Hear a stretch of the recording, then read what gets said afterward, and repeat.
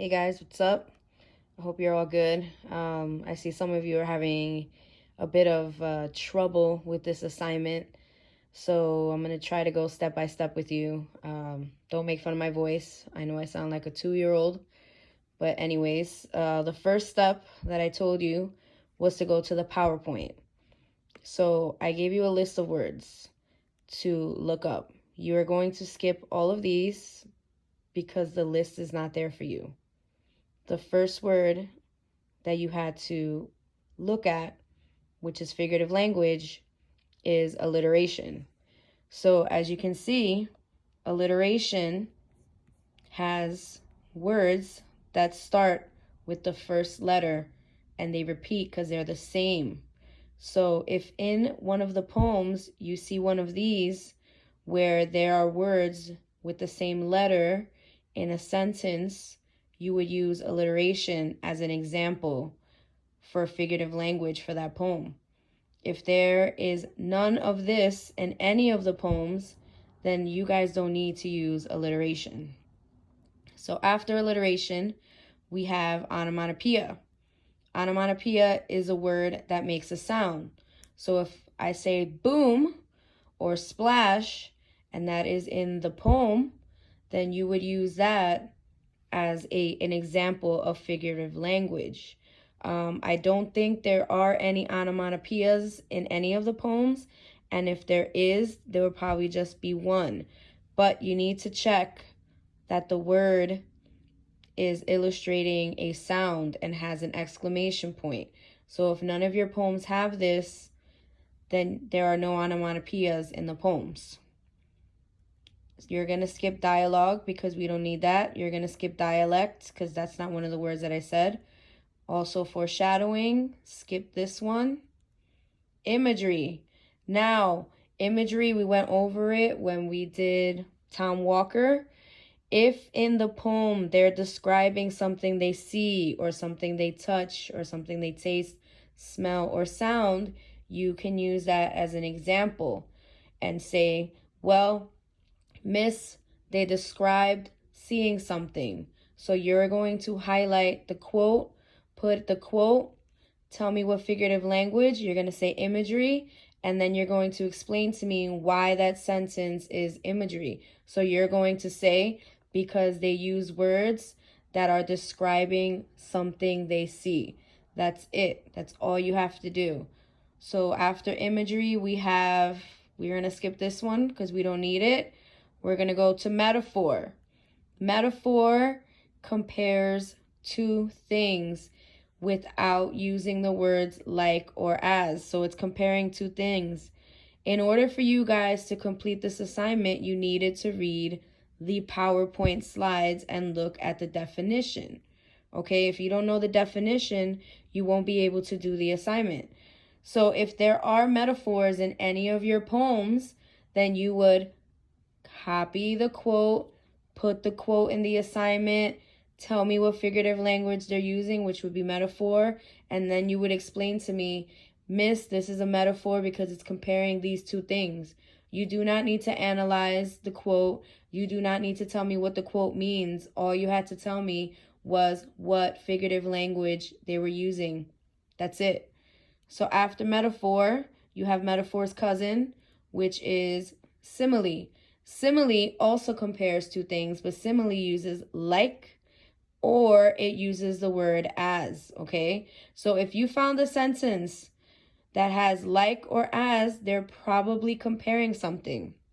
So then you would do the same thing that you did with the other ones. Copy the quote, put it in the paper, or I'm sorry, in your assignment, not the paper.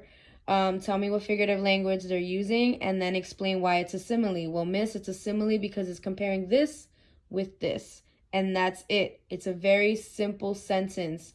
It's not that difficult, but you guys had to read the definitions on the slides like I told you. After simile, we have mood and atmosphere. So if there is a sentence or a quote that is giving you like a feeling, or you feel scared, or you feel happy, or you feel sad, or excited, then use that quote and tell me what is the mood, what's the feeling. Okay, what's the atmosphere? What's the emotion that the reader is giving to you in that one? Okay, if you want to use mood.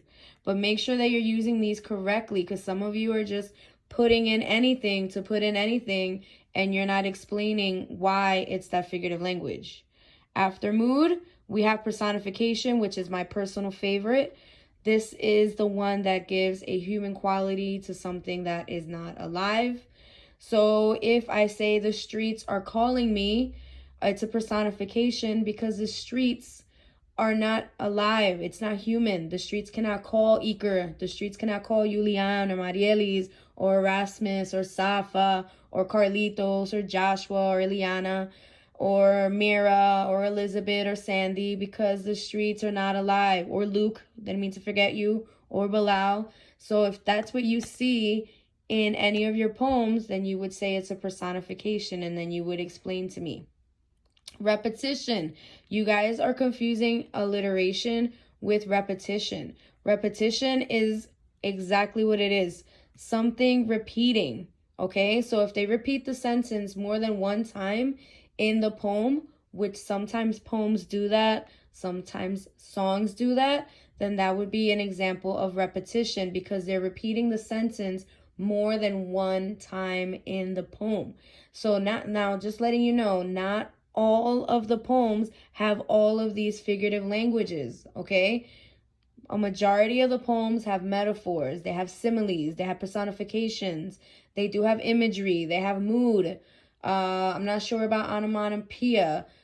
I don't think there's alliteration. There definitely is repetition. Find them in the poem and then highlight the quote. Tell me what figurative language it is, and a simple one-sentence explanation on why that is that figurative language is good enough. Save your analysis, save your what do you think the poem means for your other assignment, which is due on Friday. That's when you guys are going to tell me what you think the poem means. Everyone for that assignment is going to have a different answer, because when you read poetry, you feel different things, okay? I might think that poem number 1 signifies one thing, whereas Julian is going to think that poem number 1 means something else, okay? This is where you guys have your own opinions. You cannot mess up assignment number 2 because it's your opinion. It's what you think the poem means, okay? After repetition, we have symbol. Are they talking about something more than once as a symbol? Okay, do they mention the heart many times? That is the symbol. If they mention that the heart is broken, the symbol is a broken heart. If they mention money many times, then the symbol that they're talking about is money. Okay, if they're not mentioning anything more than one time, like with a symbol, which is symbolic, then you don't have a symbol. After symbol, you have tone. So what is the tone of the poem? Once you finish reading the poem, what do you think the author was trying to make you feel? Was it an angry poem? Was the person arrogant? Was the person talking about power, and that was what their tone was about? So that is what tone is. If you want to use that as your figurative language example, you can. If you want to use these in your analysis for Friday, please use them. But you're not going to be able to do assignments if you do not read the PowerPoint. We do not need to use allusion. I never told you to use allusion. You don't need to use idiom either, because that wasn't on the list of words. So you don't need to use idiom, and you don't need to use allusion. Look at the instructions and the directions, okay? You cannot read what you want to read. You have to read things little by little. I'm going to try to record as many of these as possible, but you guys need to start figuring things out, okay? I will try to help you as much as possible. So with that being said, I hope that this helps you a little bit more. I wish we were in class right now, so I could yell at you for not understanding this assignment. And hopefully we get to see each other soon. So stay safe, stay clean, and I'll talk to you later.